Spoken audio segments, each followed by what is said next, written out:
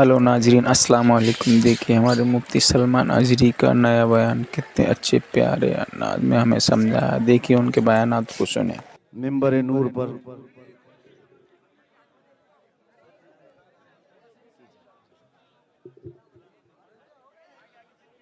जलवाबार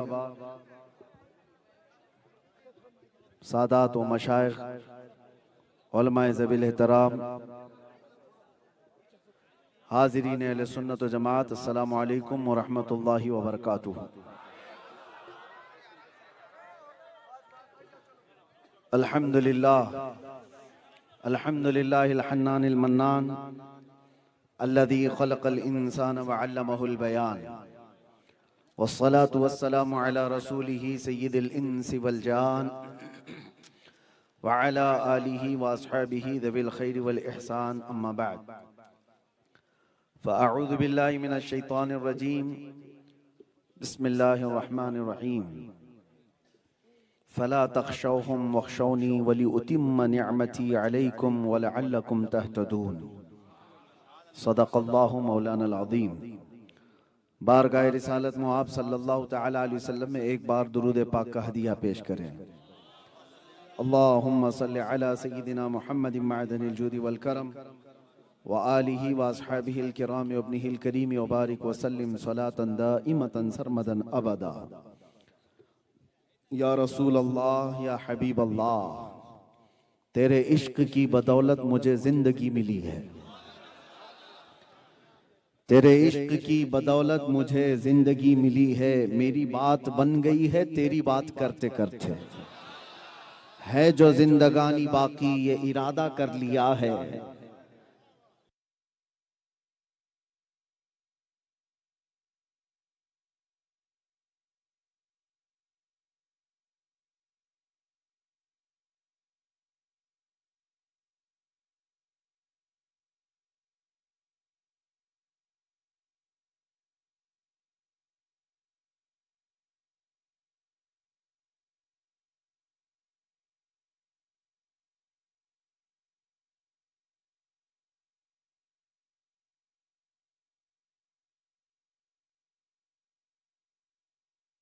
ये लोग मांग रहे हैं पैसे।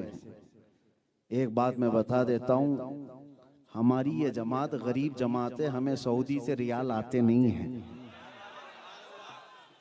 वो और जमात है जिनको डॉलर और रियाल आते होंगे, लेकिन सुन्नियों की जमात है जो टुकड़े टुकड़े जमा करके ही दीन के किले बनाया करते हैं।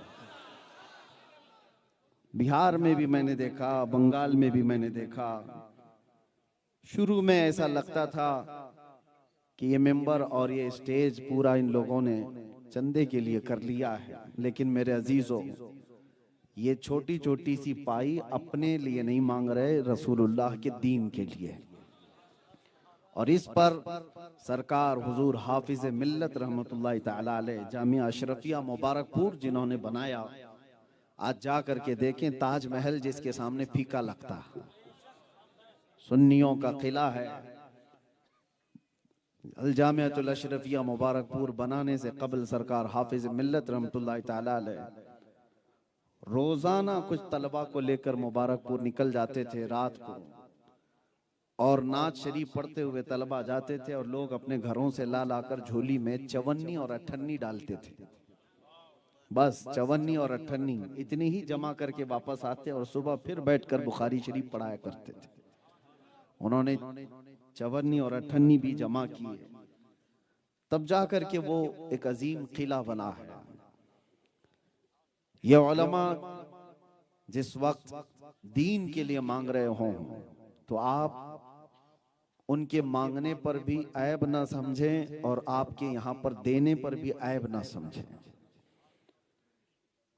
अल्लाह तबारक व तआला अपने पेट के लिए मांगने से हमेशा महफूज रखे। और दूसरी बात, काफी देर से मैं देख रहा हूं कि हर बार का मजमा बढ़ता ही जा रहा है। ये जुन्नेर में हमारी तीसरी आमद है, 2022, 2024 और 2026। 2024 में 24 तो बुरा होता ही है, और हमारे लिए भी 2024 की 3 फरवरी थी जो आपके इलाके में आए थे और चौथी को उठा कर लेके चले भी गए थे। यही आखिरी जलसा था, जुन्नेर का आखिरी जलसा था। ये रऊफ भाई आए, इस जलसे के बाद ही मुझे उठा करके लेकर गए। तो मैं इनसे फिर से पूछा, वापस फिर से कराना चाहते हो? फिर उसी इलाके में। लेकिन एक बार बंदा जब रिहर्सल से गुजर जाता है तो हर खौफ निकल जाता है। जो डर और जो खौफ दुनिया को दिखाया जाता है और अल्लाह ताला अपने बंदों को उसके करीब से गुजार कर वो डर निकाल देता। आपको पता है, कभी हम सोचते थे कि चलो, अभी जैसे मौलाना कह रहे थे कि हम अक्सर अपनी तकरीर में एक शेर कहते हैं और वो थोड़ा सा शेर वो भूल भी गए थे। तेरे इश्क की बदौलत मुझे जिंदगी मिली है। अक्सर मैं कहा करता हूं, लेकिन जैसे उन्होंने ये कहा कि मैं एक शेर अक्सर करता हूं तो मुझे वो वाला शेर याद आ गया, कुछ देर की खामोशी है। खामोशी कहते हैं तो शोर हो जाता है, बात अलग है। उसके बाद फिर हम नहीं कहते, डर के मारे नहीं, इसलिए नहीं कहते कि अब हमारा 4 साल का बच्चा भी याद कर चुका है, आगे की सारी बातें सबको याद है।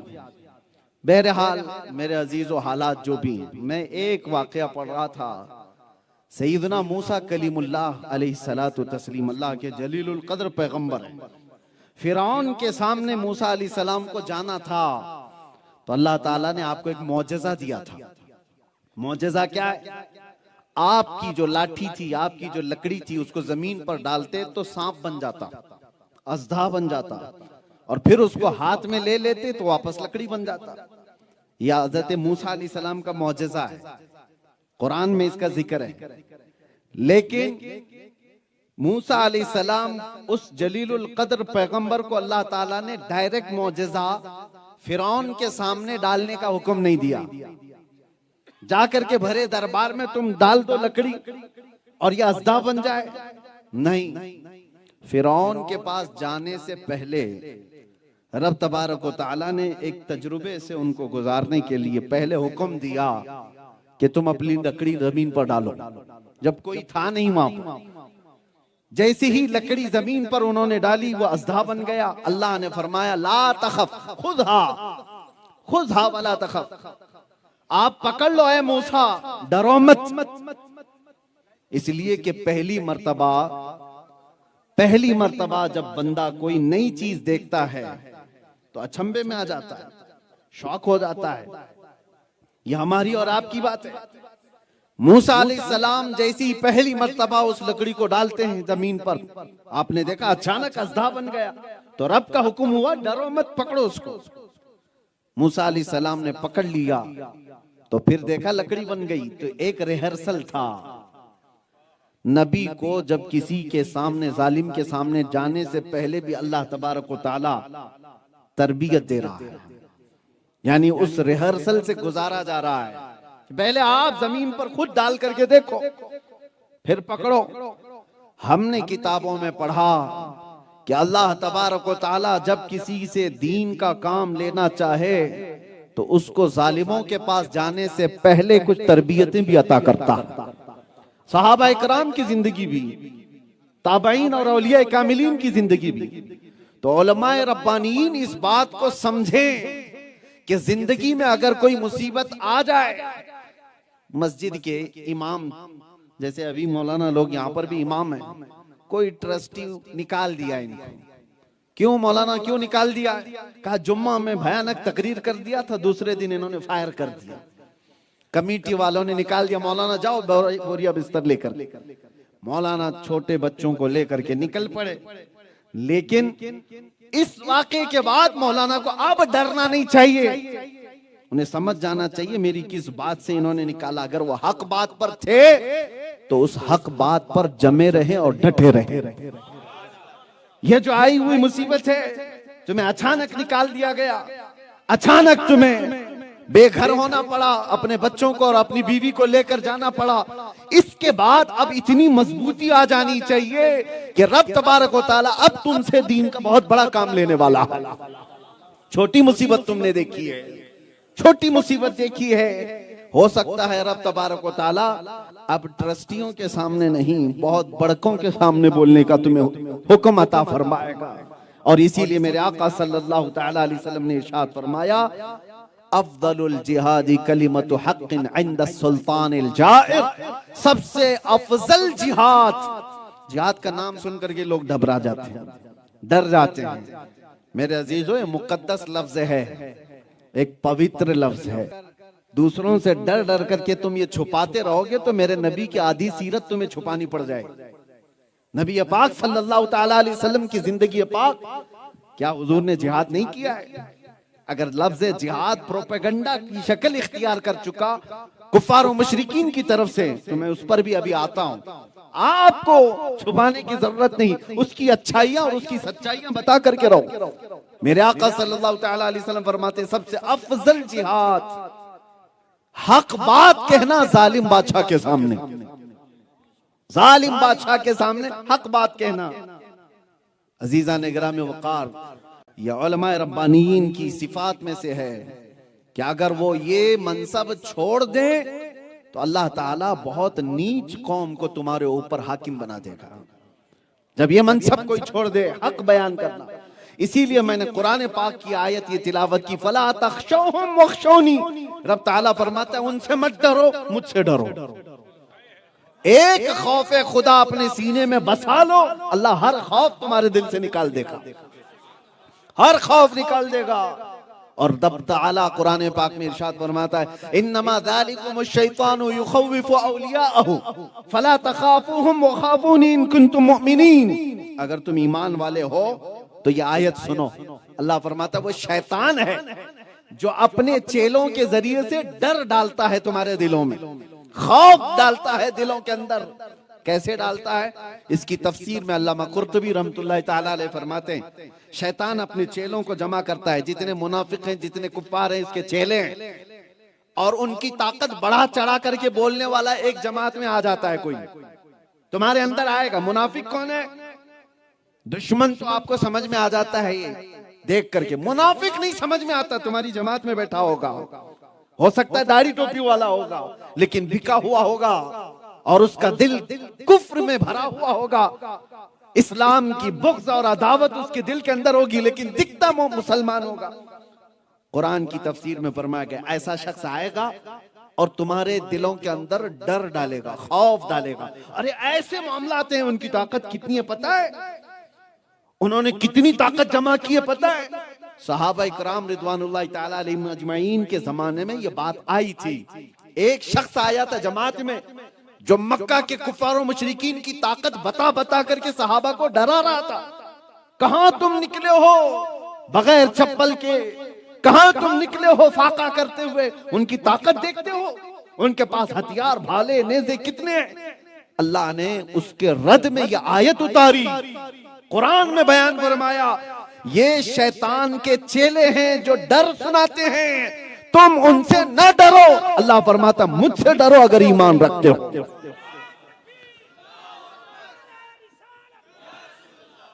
हर दौर में मेरे अजीजों, हर जमाने में मुसलमान की शान है कि वो सिर्फ अल्लाह से डरता है, अल्लाह का खौफ रखता है, दुनिया का खौफ नहीं, जालिमों का खौफ नहीं। और तभी तुम्हारी जिंदगी में तुम जी सकोगे, वरना चापलूस बन करके कितने लोग जी रहे हैं। बहुत हैं जिनको चाटुगिरी करने की आदत है, कभी इधर की, कभी उधर की, कभी उसका उठाया, कभी इसका उठाया, और बाद में जिंदगी ऐसी हो जाती है, धोबी का कुत्ता, न घर का न घाट का, इधर का भी नहीं रहा, उधर का भी नहीं रहा। हाँ, मुस्तफा करीम के दामन से वाबस्ता रहा, मुसीबतों से टकराता रहा, अगरचे मौत भी आए, करोड़ों कंधे उसके जनाजे के लिए बेकरार हो जाते हैं। अल्लाह दुनिया में ये शान देता है। आप ईमान वाले हो तो रसूलुल्लाह के दामन से वाबस्ता रहो, हुजूर पाक सल्लल्लाहु ताला अलैहि वसल्लम के कदमों को छोड़कर कोई कामयाबी नहीं है। आज लोग बैठ करके मीटिंगें कर रहे हैं, कुछ ऐसे इत्तेहाद की बातें, कुछ ऐसे मसलहतों की बातें, कुछ ऐसी हिकमतों की बातें। आपको मैं बताऊं, आज से तकरीबन 100 साल पहले 1926 और 27 की बात कर रहा हूं, एक खुतबा मैंने पढ़ा, हुज्जतुल इस्लाम अल्लामा हामिद रजा खान रहमतुल्लाहि तआला अलैह का, आला हजरत के बड़े शहजादे, 1926 या 1927 में दिया हुआ उनका एक खुतबा है। हैरत हुई पढ़ करके उस पूरे उस तकरीर में आपने जो बयान किया, ऐसे बयान कर रहे हैं वो कि हालात बता रहे हैं कि मुसलमानों हालात इस तरह के हैं, लोग फलां जगह पर तुम्हारी गत्थम होकर के एक जत्थे के साथ होकर मार डालते हैं, तुम्हारी मॉब लिंचिंग होती है, फला होते हैं, फला होते हैं, इतने सारे हालात, खुफिया प्लानिंग होती है, मारने की धमकियां होती हैं, इस्लाम को खत्म करने की बातें होती हैं, शान रिसालत में गुस्ताखियां होती हैं। ये सारा खुतबा 1926 का दिया हुआ मैं पढ़ रहा था तो ऐसा लग रहा है ये 2025 की बात चल रही है, आज की बात चल रही है। उस वक्त के हालात पर खुतबा दिया हुआ, आज के हालात भी सेम है। तो समझ में ये आया आज के ये हालात नए नहीं, 100 साल पहले भी ऐसे ही थे, 200 साल पहले भी ऐसे ही थे, 400 साल पहले भी ऐसे ही थे, अरे करबला के मैदान में भी ऐसे ही थे, बद्र के मैदान में भी ऐसे ही थे। हालात कभी इससे ज्यादा खराब नहीं हुए और ना इससे ज्यादा अच्छे हुए। हालात मोमिनीन के लिए इसी तरह के चलते रहे। हाँ, लोग आते जाते रहे, जमाने में इंसान बदलते रहे। आज आपको जो डरा रहा होगा, जो खौफ फैला रहा होगा, ताकत और कुव्वत ऐसी है जो मैं उठाकर डाल दिया जाएगा, खाक में जाए। मुजद्दिद अल्फसानी को अकबर ने 8 साल डाला था, इमाम मूसा काजिम को वक्त के खलीफा ने 7 साल अंदर रखा था, उनका जनाजा जेल से निकला है। इमाम मोहम्मद बिन हसन अस्करी, ये अहले बैत के वो इमाम हैं जिनका नाम लेकर के आज हम खाते हैं। अहले बैत रसूलुल्लाह की वो आल हैं। इमाम मोहम्मद बिन हसन अस्करी 20 साल जेल में गुजार करके आए, बल्कि ऐसी रिवायतें हैं कि उन्होंने सूरज तक नहीं देखा, जितने साल जेल में काटते रहे। ये वो सारी तारीख है। तो आप क्या समझ रहे हैं ये नया है? नया कुछ नहीं है, सब दस्तूर के मुताबिक वैसा ही चला आ रहा है। और आगे का इंतजार भी मत करो, हालात बहुत अच्छे हो जाएंगे। अरे तुम्हें गाड़ी चलाना हो तो ट्रैफिक में ही गाड़ी चलाकर सीख सकते हो, इंतजार मत करो रोड खाली होगा गाड़ी चलाऊंगा सीखूंगा। जिस तरह से हालात हैं उन्हीं हालात में ईमान के साथ जी करके जाना होगा, इस्लाम पर अमल करके जाना होगा। तुम इंतजार किसका कर रहे हो? कोई जमीन से निकल करके हालात अचानक बदल देगा, आसमान से टपक जाएगा। अल्लाह ने कुरान में फरमाया, इन्नल्लाह ला युगय्यिरु मा बिकौमिन हत्ता युगय्यिरु मा बिअनफुसिहिम, बेशक अल्लाह ताला उस वक्त तक किसी कौम की हालत नहीं बदलता जब तक वो कौम खुद अपनी हालत बदलने का फिक्र नहीं करती। आप जब अपने आप को नहीं बदलोगे तो फिर ये आस लगाए बैठे हो। इसलिए मेरे अजीजों, आयत करीमा को समझ करके चलो, खौफ दिल से निकालो, डर दिल से निकालो, ईमान के साथ जियो। लेकिन एक बात याद रखना, मैं हमेशा एक बात कहता हूं, जोश जज्बा जितना भी है तुम्हारा, उसकी लिमिट होनी चाहिए, उसका दायरा होना चाहिए। ये नहीं कि तुम ताकतवर हो तो आतंक मचा दो, दूसरों के ऊपर दहशत फैलाओ, ये भी नहीं है। सबसे बेहतरीन ईमान वो है जब अल्लाह तुम्हें ताकत दे तो कमजोरों की इज्जत करे, कमजोरों की इज्जत करे। किसी जगह तुम मेजॉरिटी में हो तो दूसरों को परेशान करना ये इस्लाम की आदत नहीं है। जानते हो सुल्तान सलाहुद्दीन अय्यूबी जिस वक्त बैतुल मुकद्दस फतह किए हुए थे, आम ऐलान किया था, जबकि जब जब यहूदियों ने बैतुल मुकद्दस पर पहले हमले किए या ईसाइयों ने हमले किए, यहूदियों की और ईसाइयों की लड़ाइयां चलती रही हैं, पूरे फिलिस्तीन में खून की नदियां बहा दी थी उन्होंने। घोड़े दौड़ते थे तो घोड़े के टाप खून से भर जाते थे। हर वक्त जंगों में बैतुल मुकद्दस की कभी यहूदियों के कब्जे में रहा, कभी ईसाइयों के कब्जे में। तारीख है, आप पढ़ करके देखना। और जब जिस कौम के पास आया मगलूब कौम को उसने मार करके कत्ल करके, आपको पता है एक बादशाह ने 12,000 बच्चों को कत्ल कर दिया। लेकिन जिस दिन सलाहुद्दीन अय्यूबी आए, जोहर की पहली अजान हुई थी, आम ऐलान किया था जो फिलिस्तीन में यहूदी और ईसाई हैं वो खिराज के साथ रहना चाहे तो उन्हें अमान दिया जाएगा, और जो जाना चाहे, जो लेकर जाना चाहे लेकर के भी जा सकता है। ये हमारी लिखी हुई तारीख नहीं, अंग्रेजों ने तारीख लिखी है। अंग्रेजों ने तारीख लिखी है। पहला जर्नैल हमने देखा था इस्लाम का जिसने मगलूब कौम को खुले दिल से माफ कर दिया था, जिन्होंने उनके खिलाफ कई सालों तक जंगें लड़ी। इस हिंदुस्तान की बात मैं आपको बताऊं, मोहम्मद बिन कासिम 19 साल का जवान आया था और परचम इस्लाम लहराया था। ताकत और गलबा जब उसको हासिल हुआ था तो मोहम्मद बिन कासिम ने यहाँ के मौजूद किसी एक भी शख्स को या किसी भी गरीब को सताया हो तो हमें तारीख ला करके बताएं। एक पंडित हैं इलाहाबाद के, उन्होंने तारीख लिखी है, कहा मोहम्मद बिन कासिम जैसा जर्नैल हिंदुस्तान में हमने आया हुआ देखा ही नहीं, जिसने अमन का पैगाम फैलाया था। ये वो लोग हैं जो खालिस अल्लाह के लिए जीते थे और लोगों से नहीं डरते थे, ताकत और कुव्वत से नहीं डरते थे।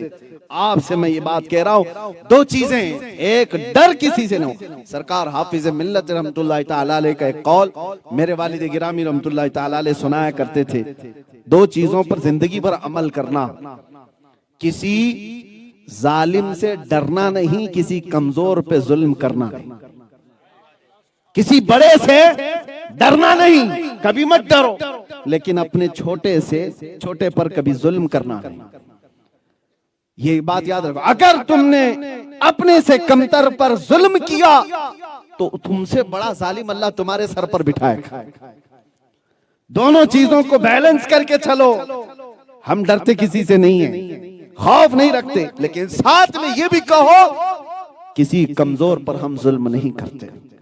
कभी हमारे मुआशरे में ऐसा ना हो जैसे कुत्ते आज झुंड में आकर किसी को पकड़कर मॉब लिंचिंग करते हैं और फिर उसको नारे लगाने के लिए कहते हैं हमारे खुदा के नारे लगाओ, हमारे देवी देवताओं को पुकारो। ये दीन इस्लाम का माहौल नहीं है। ला इकराह फिद्दीन, दीन में कोई जबरदस्ती नहीं। कहीं पर हमने तलवार उठाकर किसी को इस्लाम लाने पर मजबूर नहीं किया है। ये दोनों का बैलेंस रख करके हमें चलना है। पहली बात पर मैं चलता हूं, दो चीजें मैंने बताया, किसी जालिम से खौफ करना नहीं, किसी कमजोर पर जुल्म करना नहीं। दो चीजें, कुरान की आयत ये है, अल्लाह ताला फरमाता है फला तख्शौहुम वख्शौनी, उनसे डरो मत, मुझसे डरो। उनसे मत डरो, मुझसे डरो। मैं सोचता हूं कि हालात ऐसे आते हैं ना, खौफे खुदा के बाद सिर्फ तुम बात करोगे, अभी मैं सिर्फ अल्लाह से डरता हूं और रसूलुल्लाह से मोहब्बत करता हूं, ये कहने में आसान है। अभी जुमले सब लोग हाथ उठा उठा करके कहेंगे, नारे लगा लगा करके कहेंगे, लेकिन मेरे आका सल्लल्लाहु अलैहि वसल्लम ने फरमाया जिस दिन तुम ये बात कहोगे, जिस दिन तुम ये बात कहोगे, उसके फौरन बाद मुसीबतें ऐसे आती हैं जैसे पहाड़ से पानी उतरता है। इतनी तेज मुसीबतें आएंगी तुम्हें आजमाने के लिए। बाकी हलवा पराठा खा करके आराम करना है तो कुछ मत बोलो, इसकी भी हाँ उसकी भी हाँ, जिंदगी वैसी जीते रहोगे, गुजारते रहो। हक बात कहना हो तो मुसीबतों का सामना करने के लिए तैयार रहो। मेरे आका सल्लल्लाहु ताला अलैहि वसल्लम ने एक सहाबी से कहा था, सहाबी ने आकर कहा वल्लाही इन्नी ला उहिब्बका या रसूल अल्लाह, कसम खुदा की है अल्लाह के नबी, मैं आपसे बहुत मोहब्बत करता हूँ। हुजूर ने फरमाया उन्जुर माज़ा तक़ूल, सोच ले क्या बोल रहा है। उन्होंने 3 बार यही जुमला कहा, तब मेरे आका ने फरमाया अगर तू अपनी बात में सच्चा है तो इंतजार कर, मुसीबतें ऐसे आएंगी जैसे सैलाब आता है, सैलाब आता है। ऐ मोमिनीन की जमात में रहने वालों, आप क्या समझते हो हमारे तकरीर करने से हालात बिगड़ जाते हैं, हमारे बयान करने से हालात बिगड़ जाते हैं? कुछ मुसलमानों में ये भी बातें हैं, अरे वो मुफ्ती साहब को बुलाओगे तो सब हालात बिगड़ जाएंगे। हक बात कहने पर हालात बिगड़ते हैं। बुज़दिलों की जमात में रहना छोड़ दो।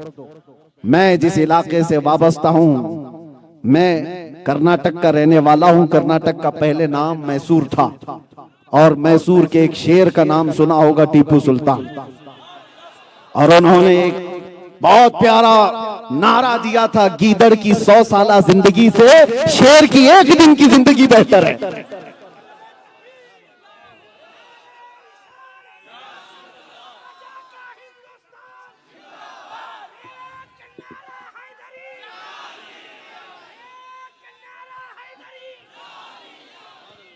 सरकार मुफ्ती आजम हिंद रहमतुल्लाह ताला अलैह जिस वक्त बरेली शरीफ में मौजूद, उस वक्त इंदिरा का कहर चल रहा था, डिक्टेटरशिप, इमरजेंसी नाफिज हो गई थी। हो सकता है हमारी इन बातों को सुनकर के कांग्रेसी लोग नाराज हो जाए, फर्क नहीं पड़ता, वैसे भी डूब रही है। आपको एक बात बताऊं, इमरजेंसी के दौर में कानून लाया गया था पॉपुलेशन कंट्रोल करने के लिए। कैसे कंट्रोल करेंगे कि नसबंदी को कंपलसरी कर दिया जाए, एक बच्चा हो जाए, 2 बच्चा हो जाए तो नसबंदी करा ले। औरतें तो करती हैं, मर्दों की भी कर दे। ये कानून बन के आ रहा था, और इस कानून के लिए आड़ जो थे उनके लिए तो यही था कि मुसलमान इसको नहीं मानेंगे, मुसलमान इसको मानेंगे नहीं, इसलिए कि हमारी शरीयत में इस चीज को हराम करार दिया गया। अल्लाह तबारक व तआला तुम्हें अगर औलाद दे रहा है तो कुरान में 3 जगह रब तआला ने फरमाया, तुम उनके रिज्क की फिक्र मत करो, नहनु नरज़ुकुकुम व इय्याहुम, हम तुम्हें भी रिज्क दे रहे हैं और उनको भी देने वाले। बच्चे का रिज्क अल्लाह ताला दे रहा है। तो नसबंदी का, हाँ, बचने के, कम बच्चे करने के तरीके मौजूद हैं, इस्लाम ने बताए, हदीस में मौजूद है। आप अपने आप को रोक सकते हो, लेकिन ये नहीं कि बंद कराना, उसके तरीके अलग है। बच्चे कम रखने की ऐसा नहीं है कि आपको ये आज जो फैलाया जा रहा है, इनके 14-14 बच्चे होते हैं, 4-4 बीवियां होती हैं। अरे वैसा हो गया होता तो फिर तुम कहां बैठे होते? ऐसा कहां है? लेकिन बात यह है कि प्रोपेगेंडा फैलाया गया।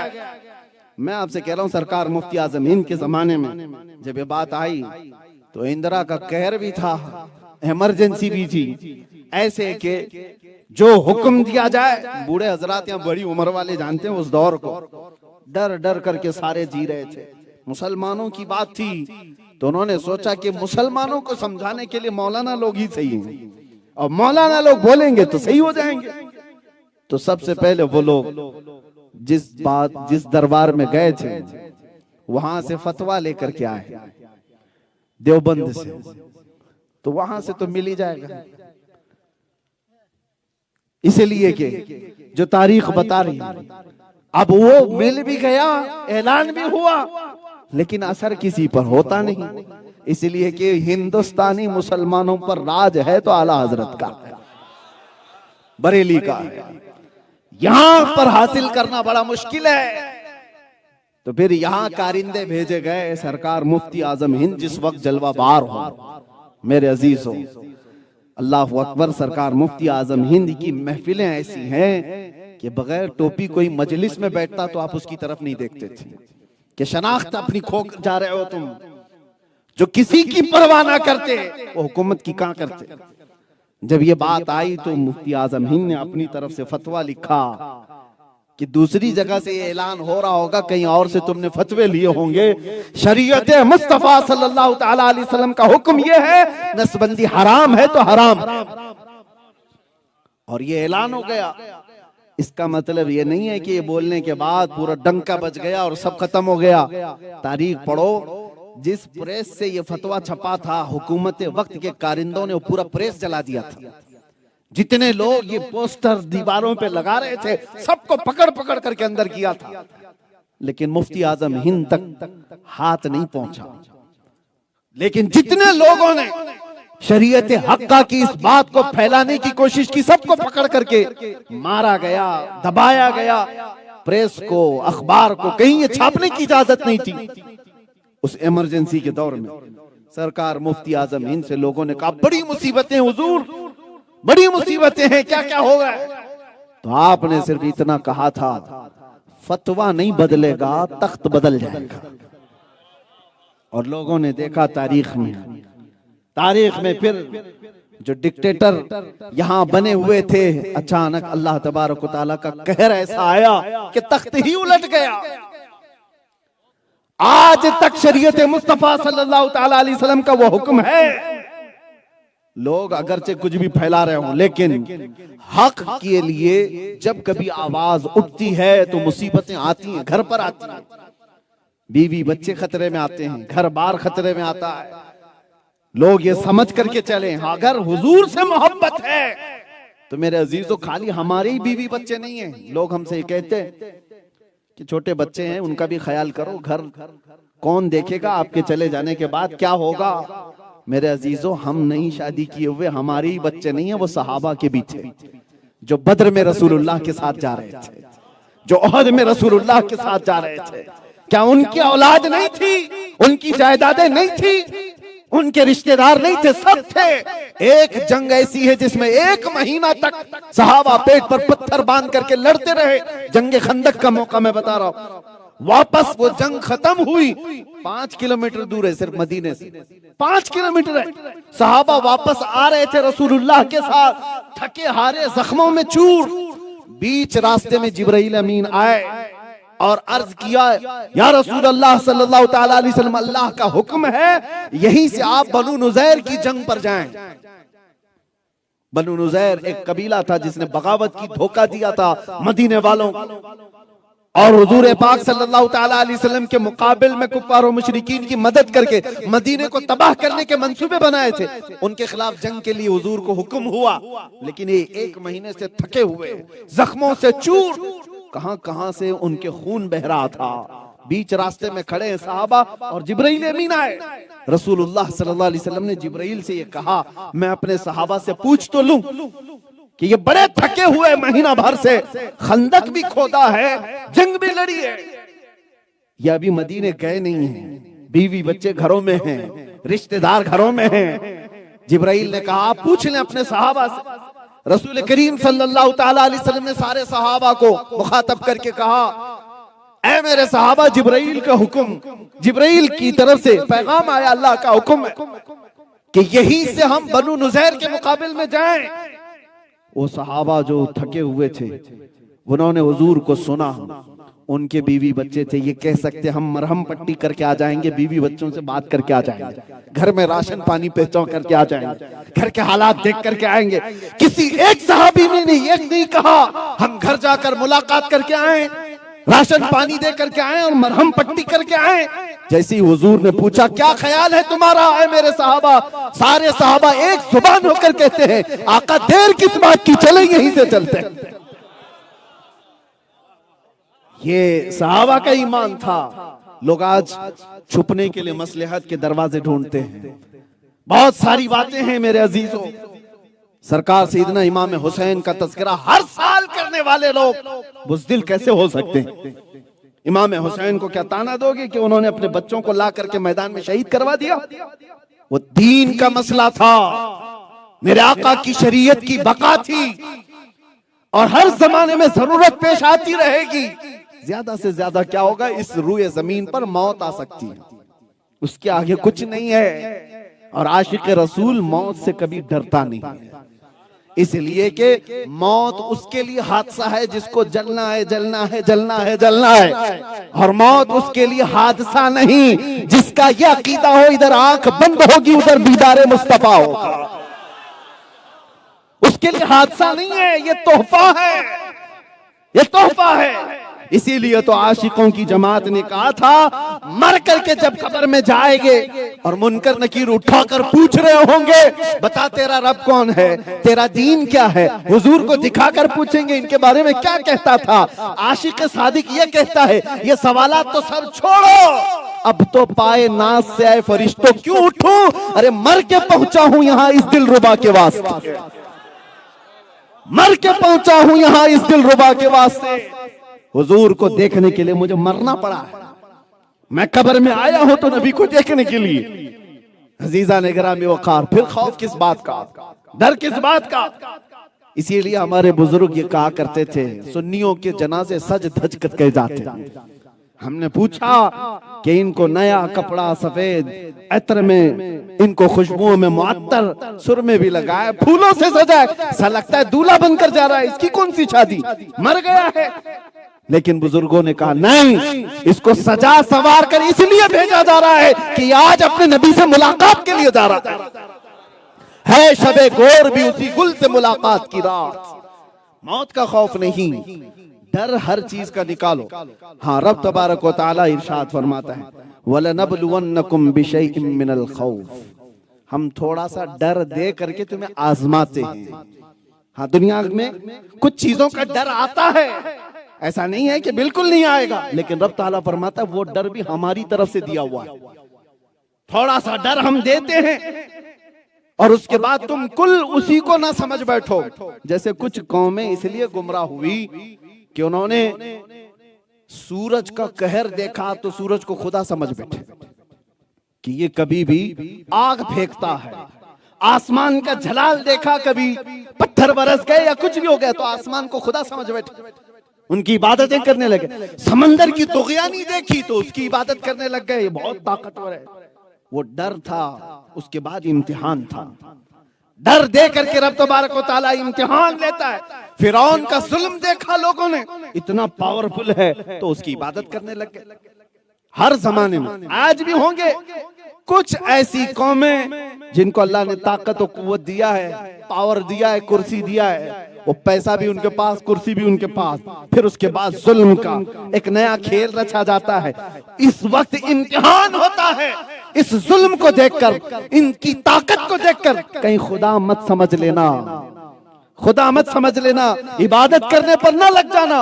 अल्लाह फरमाता है हम तुम्हें डर दे करके आजमाते हैं। कितने वो हैं इस दुनियावी डर के बाद भी अल्लाह की इबादत में लगे रहते हैं, और कितने वो हैं जो इनके तलवे चाटने लग जाते हैं। आज तुम्हारा इम्तिहान होगा, तुम्हारा इम्तिहान होगा। एक चीज पर बाकी रहो, दुनिया ये हमेशा के लिए नहीं है। किसी की कुर्सी हमेशा के लिए नहीं है, किसी की नहीं है। यहाँ बैठे हुए जितने भी हैं ताकत के नशे में नाचते रहे, लेकिन पता नहीं है। आपने तारीख देखी होगी, इससे पहले के कितने बादशाह हैं उनके नाम किसी को याद भी नहीं। कितनी ऐसी कुर्सियां गुजरी, 5 साल, 10 साल, 15 साल, अब अखबार के कोने में भी उनका जिक्र नहीं आता। जिन्होंने आतंक मचाया था, जुल्म किया हुआ था। हर जुल्म गुजरता चला जाएगा, हर रात के बाद सवेरा आना है। इसीलिए ये मत समझ बैठना कि जो कुछ चल रहा है इसी के पीछे अभी हमें भागना है। कुछ लोग ये बातें करते हैं, जिसका पावर है उसकी बात करनी चाहिए, जिसका पावर है उसकी बात करनी चाहिए, ताकि हालात खराब ना हो और उनसे हमें कुछ मिलता रहे। जालिमों, तुम्हारा पावर जो दिख रहा है ये सिर्फ और सुबह से लेकर शाम तक की ये सूरज की परछाइयों की तरह का पावर है। अगर तुम ये कहते हो जिसका पावर है उसी से डरना चाहिए, तो मैं ये कहता हूं हर जमाने में पावर मेरे मुस्तफा का, हर जमाने में हुकूमत मेरे मुस्तफा की है। जिसको आला हज़रत फाजिल बरेलवी रदी अल्लाह ताला अन्हु ने अपने कलाम में यूं समझाया है, सारे मोमिनीन को खौफ न रख रजा जरा, तू तो है अब्दे मुस्तफा, तेरे लिए अमान है, तेरे लिए अमान है। और फिर आला हज़रत ने ये भी कहा, जिसको अपनी निस्बत मुस्तफा पर यकीन हो वो डरता किस बात से, हम रसूलुल्लाह के, जन्नत रसूलुल्लाह की। और यहाँ तुम्हारे साथ क्या हो सकता है, घसीटा में बेचे, ना हक रास्ता चलने वालों को मारे, चोरी करे, ये जमातें इस्लाम है ही नहीं, ईमान वालों की नहीं है। ऐसी कई जमातें आई हमारा नाम लेकर के दुनिया में खौफ फैलाने के लिए, लेकिन दुनिया को उन जमातों से डर नहीं। उनका आखिरी वक्त आ जाता है, पकड़ में आते हैं, गिरफ्तार होते हैं, मारे जाते हैं, खत्म हो जाते हैं। लेकिन एक बात याद रखो, डर जो है 2 तरीके का होता है। डर जो है 2 तरीके का होता है। एक है उस्ताद से भी डर लगता है और एक कुत्ते से भी डर लगता है। दोनों डर में जमीन आसमान का फर्क है। कुत्ते से जो डर है वो काट लेने का डर है, उस्ताद से जो डर है वो अजमत का डर है, वो इज्जत का डर है। अब मैं आपको बताऊं, दुनिया को जो लोग ये कहते हैं ना मुसलमानों से डराया जाता है, तो उन जमातों से जो डराया जाता है, जो आतंक फैलाती हैं, वो कुत्ते वाला डर है। और सुन्नियों से जो लोगों को डर लगता है वो अजमत वाला डर है। क्यों? इसलिए कि सुन्नियों के पास खुफिया प्लानिंग नहीं है, सीक्रेट मीटिंगें नहीं है। अरे हम तो बिखरे हुए लोग हैं, यहाँ तो जमा नहीं होते, मस्जिद के चार सदर हो जाते हैं और सब लड़ते रहते हैं। हमारी जमात में बिखराव बहुत है, हमें सब पता है, ये कहीं पर जमा नहीं होते। लेकिन एक नाम मेरे मुस्तफा का जब आ जाए, कैसी भी दुश्मनी हो, पुकारता है तो हर कोई पुकारता है लब्बैक या रसूल अल्लाह। ये ताकत और कुव्वत दुनिया को पता है। ये बिखरे हुए जरूर है, इनके यहाँ प्लानिंग नहीं है, इनके यहाँ मंसूबे नहीं, इनका कोई लीडर नहीं, इनका कोई कायद नहीं, इनके पास पैसे भी नहीं। अरे ये अंदर चले जाएं तो छुड़ाने के लिए कोई आने वाला भी नहीं। ये सब गरीबों की जमात है। लेकिन खौफ तुम्हारा जो दिलों में है वो अजमत वाला है, इसलिए कि उनको पता है बिखरे हुए जरूर हैं, लेकिन दिल में ऐसी मोहब्बत रखते हैं कि पुकारेंगे तो मदीने तक आवाज जा सकती है, पुकारेंगे तो मदीने तक आवाज जा सकती है। ये डर है। इसी को इकबाल ने 100 साल पहले कहा था, अंग्रेजों की जुबानी। अंग्रेज क्या कहते थे सुन्नियों को देखकर? ये फाका कश मौत से डरता नहीं जरा, रूहे मोहम्मदी इसके बदन से निकाल, इसके बगैर कुछ नहीं होगा। अंग्रेजों ने कहा था रूहे मोहम्मदी इसके बदन से निकालो। ये पावरफुल चीज है। मुस्तफा की मोहब्बत इनके साथ जो है वो बहुत मजबूत है, और जिसके पास इतनी मजबूत दौलत है वो दुनिया की किसी ताकत से कभी डरता नहीं, खौफ नहीं करता। इतनी बात अभी मौलाना कह रहे थे, मेरी फजीलत में बयान न करें, लेकिन मैं अपने तजुर्बात बताता हूँ। तजुर्बात मेरे अजीजों, जब कोई बंदा तनहा हो जाता है, 200-250 लोग उसको पकड़ करके चल रहे हो, और अंधेरी कोठरी में ऐसे अंदर कर दिया जाए कि सुबह भी ना मालूम हो, दोपहर भी नहीं, शाम भी नहीं, अंदाजा ही नहीं कि सूरज निकला कि डूबा। ऐसे हालात में कौन होता है? हमें पता है। मैं यहाँ से चीखूंगा, पुकारूंगा तो मेरी माँ भी नहीं सुनेगी, मेरी बीवी भी नहीं, मेरे बेटे भी नहीं, मेरे भाई बहन भी नहीं सुनेंगे, अजीज तरीन लोग भी नहीं सुनेंगे, और अगर वो बाहर रो रहे होंगे उनकी आवाज भी मुझे नहीं सुनाई देगी। हमने अंधेरी कोठरियों में देखा एक जात है, एक जात है जिसके मुतालिक सुन्नियों का ये अकीदा है, हम यहां से पुकारे वो वहां से सुने। दूर और नजदीक के सुनने वाले वो कौन? काने लाले करामत पे लाखों सलाम, हम यहां से पुकारे वो वहां से सुने। मुस्तफा की समाअत पे लाखों सलाम। फिर जब ये बात यकीन कर जाती थी तो सारा डर निकल जाता था। अब आओ 200 क्या तो 1000 कुत्ते भी आ जाए, डर किसी बात का नहीं। जब ये यकीन हो जाता है सारी दुनिया तुम्हारी तरफ, मदीने वाला मेरी तरफ।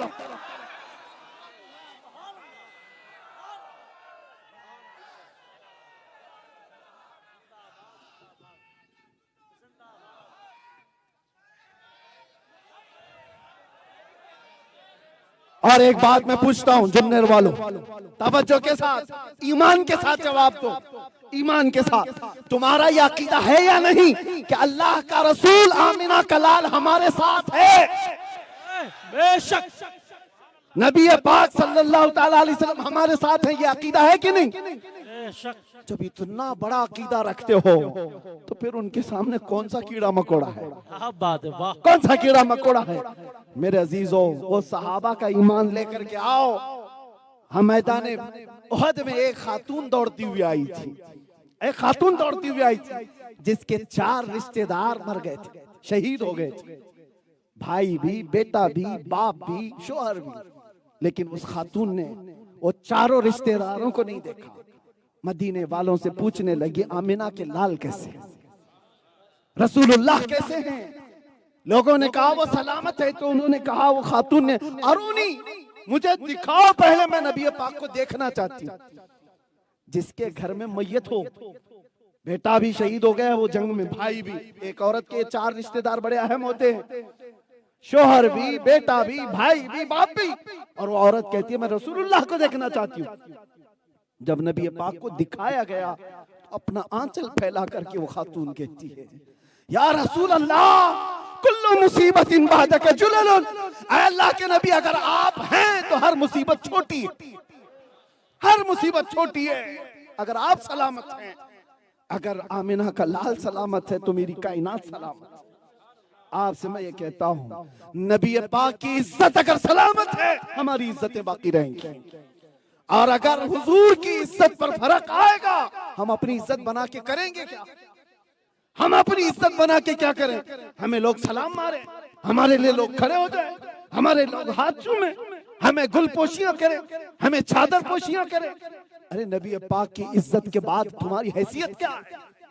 अल्लाह करीम जिसकी इज्जत में इतनी बुलंदियां की हैं, वरफ़अना लका ज़िक्रक कहा, उस नबी पाक की इज्जत पर अगर तुम सीरियस नहीं रहे तो इंतजार करना। इमाम गजाली का एक कौल है, आपने फरमाया जब उम्मत नबी पाक की इज्जत के लिए सीरियस ना हो, हसास ना हो, तो वो इंतजार करे। चंद दिनों के बाद उन पर एक जमाना ऐसा आएगा, उनकी बीवियां और उनकी माएं, उनकी बहनें बाजारों में नीलाम की जाएंगी। ये कुछ नहीं कर सकेंगे, ये कुछ नहीं कर सकेंगे।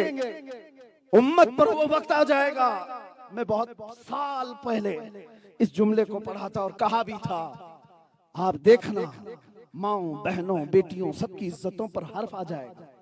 इसलिए कि उस कौम को क्या जीने का हक है जो अपने नबी की इज्जत के लिए सीरियस नहीं, जो अपने नबी पाक सल्लल्लाहु ताला अलैहि वसल्लम की हुर्मत के लिए पहले अपने घर बार की इज्जत देख रही हो। मेरे अजीजों, सहाबा जो पकड़े गए थे मुशरिकीन के हाथों में, उसमें एक सहाबी हैं खुबैब इब्न अदी, उनके नाखूनों को पकड़ से खींचा था मक्का वाला, नाखूनों को पकड़ से खींचते थे और मारते थे। हर बच्चा खड़ा होकर पत्थर मारता था और उनके कान काटे गए, उनके होंठ काटे गए, नाक भी काटी गई, उनकी आंखों में सलाइयां फेरी गई। इतना सब बर्दाश्त करने के बाद दुनिया तो ये कहती है कितनी जिल्लत की बात है, इसको कैसे जलील किया जा रहा है, लेकिन उस सहाबी ने कभी ये नहीं महसूस किया, दिल में ये ख्याल भी नहीं लाया कि मेरी कोई जिल्लत हो रही है। उसी हालत में रहे। लोगों ने सिर्फ इतना कहा था, तुम्हारी जगह अगर मोहम्मद होते तो क्या ये अच्छा होता। सब कट जाने के बाद भी तड़प कर कहा था उस सहाबी ने, कसम खुदा की अभी मेरे जिस्मों को और काट तो बर्दाश्त है, मेरे नबी के तलवों में कांटा भी चुभे मुझे गवारा नहीं। ये ईमान था उनका, ये ईमान था। वो नबी पाक की इज्जत के लिए फिक्रमंद थे, इसलिए रब ताला ने उनको आसमाने हिदायत का तारा बना दिया। वो सहाबा थे। एक सहाबी हैं ओहद के मैदान में जिनका पेट फट गया, अंतड़ियां बाहर आई हैं, 12 नेज़े उन पर लगे हुए हैं, अभी सांस निकली नहीं थी। 2 सहाबा आए उनकी खैरियत पूछने के लिए, मैदान में गिरे हुए और 2 सहाबा ने आकर के कहा रसूलुल्लाह तुम्हें याद कर रहे हैं। इतना कहना था वो रो पड़े, कहनियों से आगे बढ़ने की कोशिश कर रहे थे, पेट फटा हुआ है। उस सहाबी ने कहा शायद मेरे पास ज्यादा वक्त नहीं, ऐ आने वालों रसूलुल्लाह तक मेरा सलाम पहुंचा दो, हुजूर तक मेरा सलाम पहुंचा दो, और फिर तुम आए हो मुझे देखने के लिए। मैं एक बात कहता हूं, मैं तो जा रहा हूं दुनिया से, तुम्हारे जीते जी अगर रसूलुल्लाह तक किसी का हाथ पहुंच गया तो याद रखना कयामत के दिन तुम्हारा उज्र कबूल नहीं किया जाएगा। जो आदमी कट चुका है, फट चुका है, उससे फिक्र है तो इज्जत रसूल की फिक्र है।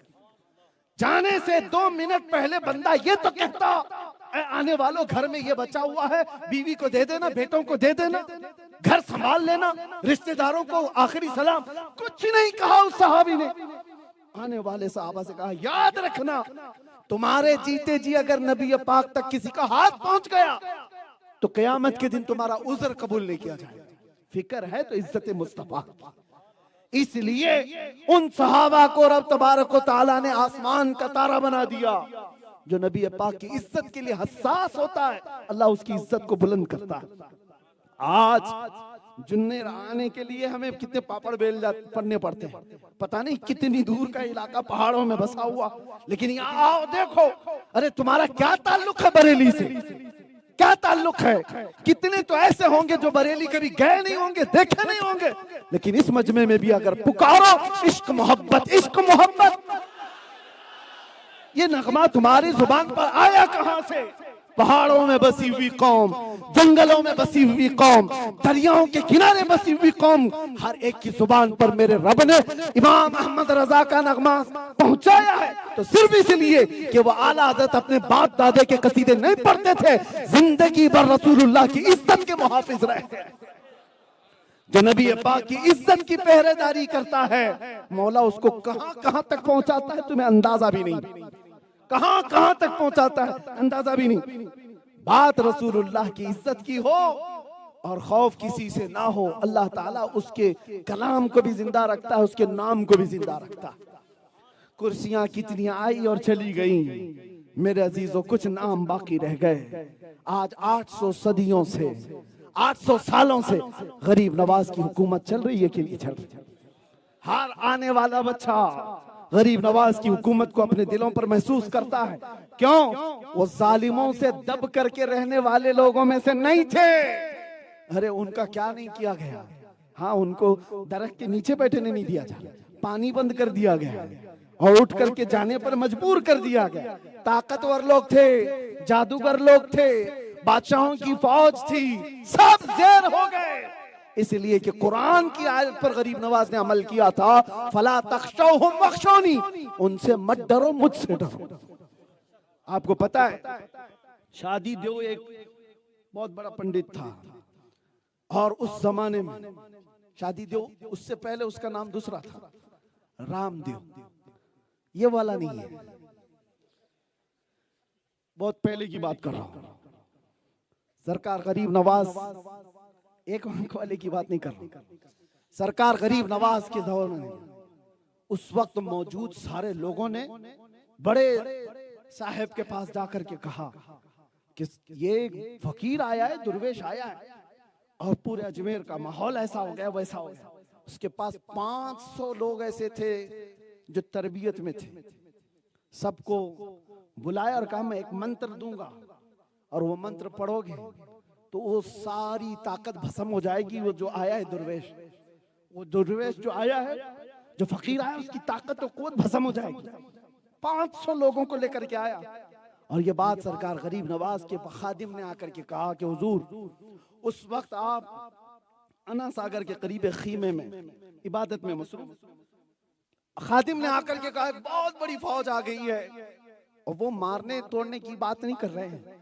उन्होंने पैगाम ये पहुंचाया है कि तुम्हारे पीर साहब को, तुम्हारे बुजुर्ग को, तुम्हारे फकीर को कहो कि जिस वक्त हमारे साहब आएंगे 500 लोगों को लेकर, आकर के सिर्फ सामना कर ले, सिर्फ सामना कर ले। क्योंकि उनको यकीन था जादू का दौर दौरा था उस जमाने, शहर का दौर दौरा था। तो गरीब नवाज ने कहा कोई बात नहीं, आने दो। जब आए तो सरकार गरीब नवाज की खुदाम जो है वो डरे हुए थे कि हुजूर पता नहीं कौन सी मार पड़ जाए, कौन से शहर। अभी तो देखो ये मुसलमानों का कैसा अकीदा हो गया, छोटी छोटी बातों पर किसी ने कराया होगा, किसी ने कराया होगा। सारी दुनिया तुमको कराने पे पड़ी हुई है, हर जादू वाला तुम्हारे पीछे पड़ा हुआ है। बेनमाजी घरों में बैठे हुए और जादू से डरे हुए। जितने आमाल तुम्हारे बुरे हैं उतने तो जादू असर भी नहीं करेगा, उससे जादू का उससे ज्यादा क्या डेंजर असर होगा। अरे तौबा करो, अपने अमाल से बाज आओ। हर जादू क्या असर करे। वो गरीब नवाज का जमाना देखो, जादूगरों की बड़ी जमात आई है, तब भी डर नहीं, खौफ नहीं। मुझे रब का खौफ है, अल्लाह का डर है। अपने खुदाम के डर को देख करके कहा कुछ नहीं करना। कहा हुजूर वो तो मंत्र पढ़ रहे हैं जादू के, हम क्या करें? कहा तुम ला इलाहा इल्लल्लाह पढ़ो, बस इतना पढ़ो। कहा ठीक है। उस झोपड़ी से, उस खीमे से आने का वक्त है, और उधर बड़े पुजारी ने सारे अपने चेलों को लेकर मैदान में जमा किया, और उसके बाद बुलाया, बुलाओ तुम्हारे दुर्वेश को। वो सारे खड़े थे, सुनिए तवज्जो, सारे खड़े थे, और बड़े साहब ने मंत्र पढ़ने का हुक्म दे दिया, सारे मंत्र शुरू कर दो। अभी मंत्र शुरू नहीं हुए थे, गरीब नवाज अपने खीमे से बाहर आए। अल्लाहू अकबर, चेहरे में जमाले मुस्तफा, पेशानी से निकलने वाला वो नूर जिसे देखकर हर कोई आंखें झपकाना भूल जाए। वो जैसे ही अपने खीमे से आए, तो साहब ने कहा अपने चेलों को मंत्र पढ़ना शुरू कर दो, तो सारे मैदान में खड़े पढ़ना शुरू कर दिए, मगर उसका मंत्र नहीं, हर एक की जुबान पर ला इलाहा इल्लल्लाह, ला इलाहा इल्लल्लाह, वीर नारे रिसालत, ख्वाजा का हिंदुस्तान, ख्वाजा का हिंदुस्तान, खलीफा हुजूर ताजुश शरिया फैजान हुजूर सरकार रब्बानी।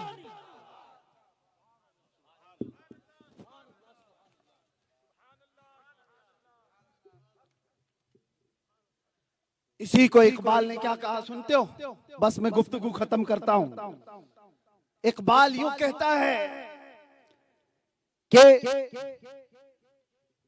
कुफ्र दम तोड़ देगा टूटी हुई शमशीर के साथ, कुफ्र दम तोड़ देगा टूटी हुई शमशीर के साथ, घर तो निकल आ जाए एक बार नारे तकबीर के साथ। ये कब होगा? ये कब होगा? जब तुम्हारे अंदर खौफ खुदा हो, सिर्फ अल्लाह से डरते हो, ताकतों से नहीं, कुव्वतों से नहीं।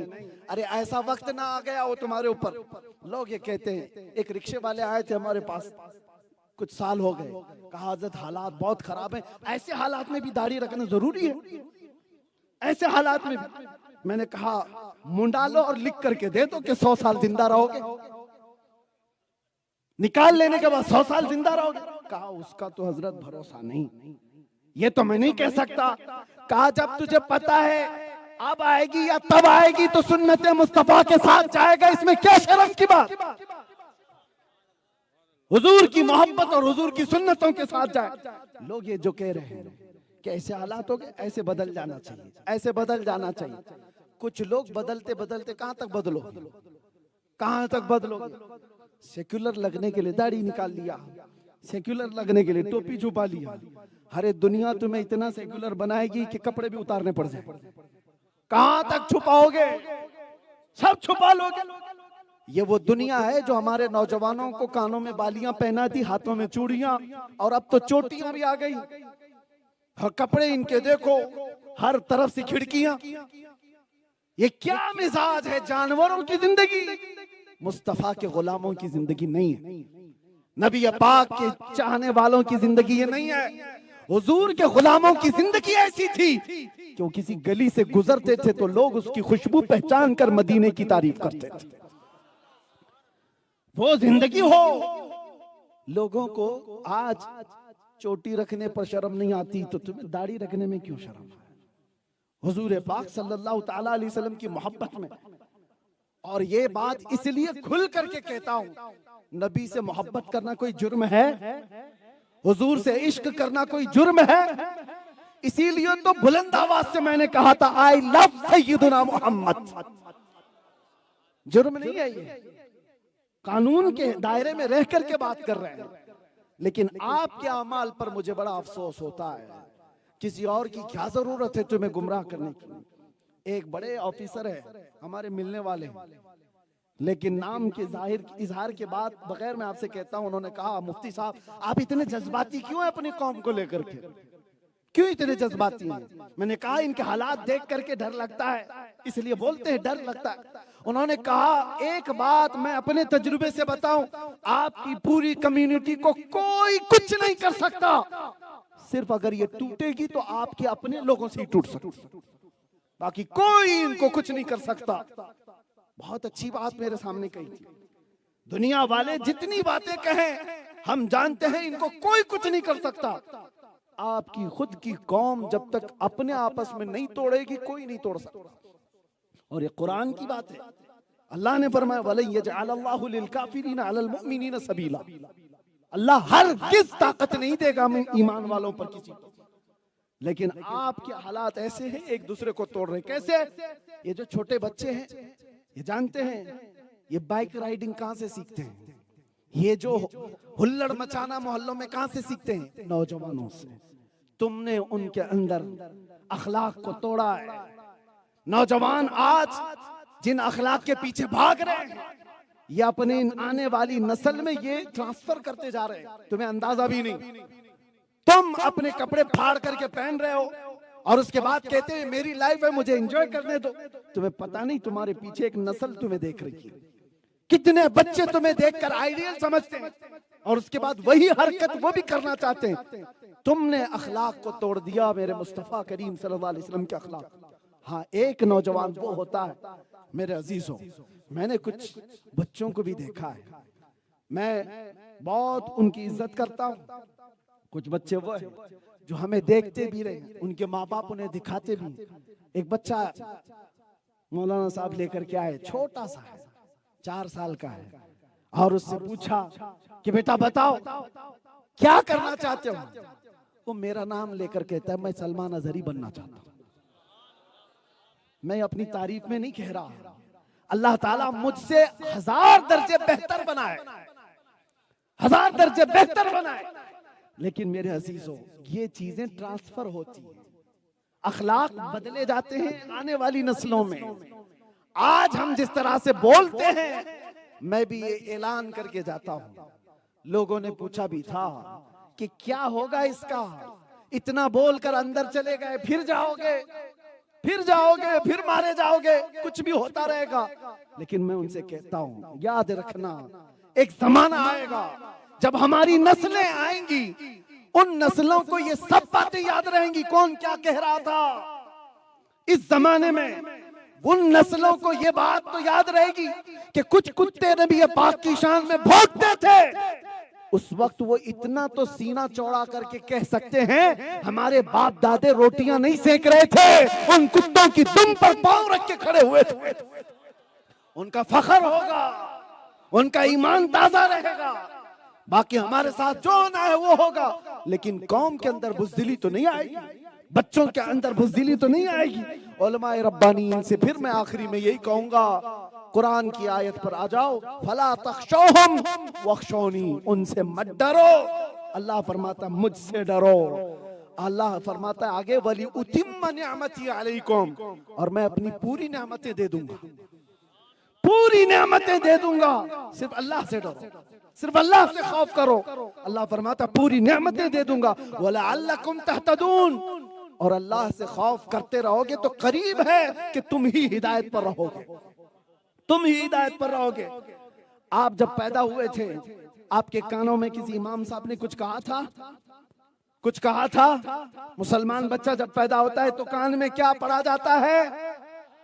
अल्लाहु अकबर, अल्लाहु अकबर। ये अजान की आवाज आई थी कि नहीं? सब बच्चों को ये कहा जाता है। क्यों कहा जाता है? आते साथी तुम्हें बता दिया जाए, अल्लाह सबसे बड़ा है। दुनिया में आ रहे हो, किसी और को बड़ा मत समझना। कौन सबसे बड़ा है? अल्लाहु अकबर। और उसके बाद जब होश संभाला तो हर जगह ये आवाज आने लगी। मस्जिद में गया, अल्लाहु अकबर। झुकाने के लिए भी यही लफ्ज, उठाने के लिए भी यही लफ्ज। उसी के नाम पर झुको, उसी के नाम पर उठो, कोई दूसरा लफ्ज नहीं। अल्लाहु अकबर। अरे जब मर गया, जनाजा तैयार, इमाम आकर खड़ा हुआ रकात बांधते हुए, क्या कहा? अल्लाहु अकबर। आया था अल्लाहु अकबर कहते, जा भी रहा है अल्लाहु अकबर कहते। ये मोमिन की जिंदगी है, बताई जाती है। मोमिन वो है जो दुनिया में आता है तो अल्लाह को बड़ा मानता है, जाता भी है तो अल्लाह को बड़ा मानता है। बाकी कोई नहीं। कोई थोड़ी देर का बड़ा होगा, बाद में सड़ा होगा। थोड़ी देर का बड़ा होगा, बाद में सड़ा होगा।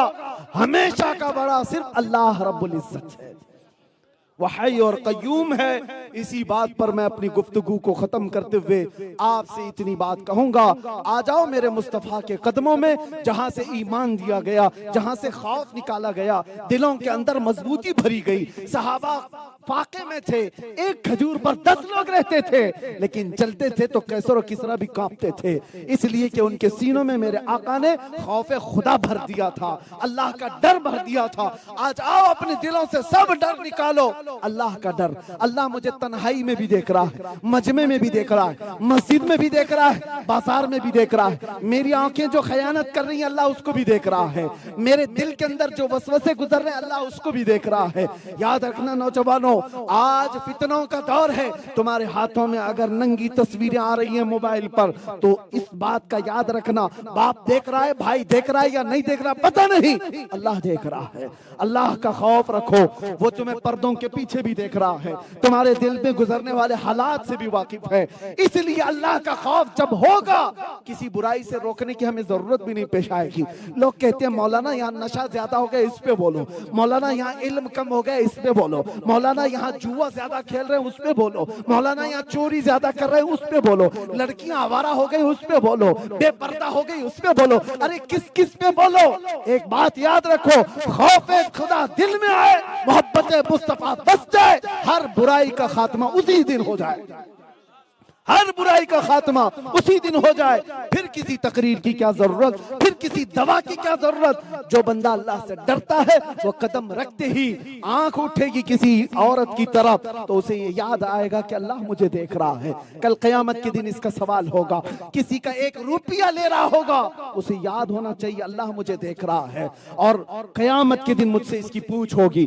एक बालिश्त जमीन भी किसी की हड़प लिया, हदीस पाक में 7 जमीनों का तौक बनाकर उसे गले में डाल दिया जाएगा।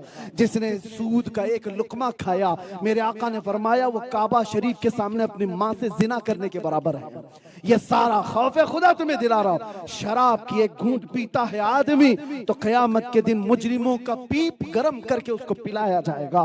गाने सुनने वाले को फरिश्ते सीसा पिघला कर कानों में डाल रहे होंगे। ये आखिरत का खौफ, अल्लाह की पकड़ का खौफ, अल्लाह के सामने हाजिर होने का खौफ हो, हर बुराई का खात्मा होगा। और साथ में खौफे खुदा के साथ जब मोहब्बत मुस्तफा बस जाए, मेरे अजीजों, उसके हर चलने फिरने में वो ये ख्याल करता है मेरे नबी कैसे चलते थे, मेरे आका कैसे बैठते थे। आज जवान कोई आकर पूछता भी नहीं, मौलाना बताओ तो सही मेरे आका ने शादी कैसे की थी, मेरे आका ने अपने बच्चों का अकीका कैसे किया था, हुजूर के जमाने में मंगनी हुई थी, वलीमा हुआ था, ये भी मुझे बताओ। नहीं, ये तो तलाक इद्दत के ही मसले पूछ रहे हैं, ये तो यही मसले। नबी से मोहब्बत करने वाला एक इमाम ऐसा है, एक इमाम ऐसे हैं, मैं आपको बताऊं, तरबूज कलिंगड़ बोलते ना, जिंदगी भर उनको पसंद था। और उन्होंने ये सुना भी था कि रसूलुल्लाह ने तरबूज खाया है, हुजूर पाक ने तरबूज खाया है।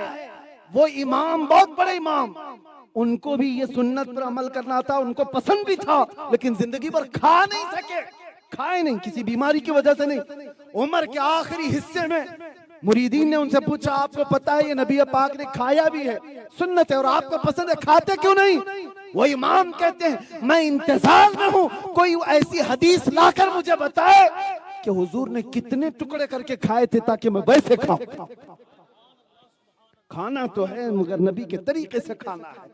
खौफ खुदा और मोहब्बत मुस्तफ़ा में बंदा ऐसा बनता है। इसीलिए इकबाल कहता है सारी बुराइयों का खात्मा, सारी बीमारियों का इलाज एक ही बात में है कि मोहम्मद से वफा तूने, तो हम तेरे हैं, ये जहां चीज है क्या, लौहो कलम तेरे हैं। और आला हजरत क्या कहते हैं, एक गारंटी दे करके जाते हैं, कितने भी पाकीज़ा हो, कितने भी अमल वाले हो, लास्ट टाइम कैसा आने वाला है किसी को पता है? मुसलमान हालत में जाओगे कि नहीं जाओगे पता है, लेकिन आला हज़रत एक गारंटी दे करके जाते हैं, हाँ एक चीज है जो तुम दुनिया से जाओगे तो ईमान के साथ जा सकते हो। क्या है? उन्हें जाना, उन्हें माना, ना रखा गैर से काम।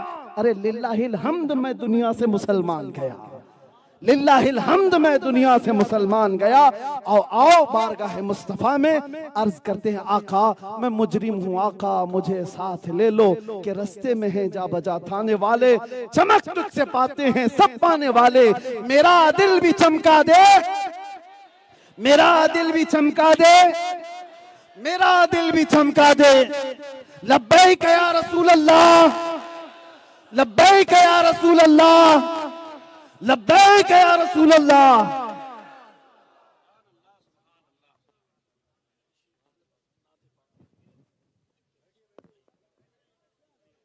तशरीफ रखें। इमाम इश्क़ मोहब्बत फरमाते, लुत्फ उनका आम हो ही जाएगा, शाद हर नाकाम हो ही जाएगा। जान दे दो वादे दीदार पर, नक़द अपना दाम हो ही जाएगा।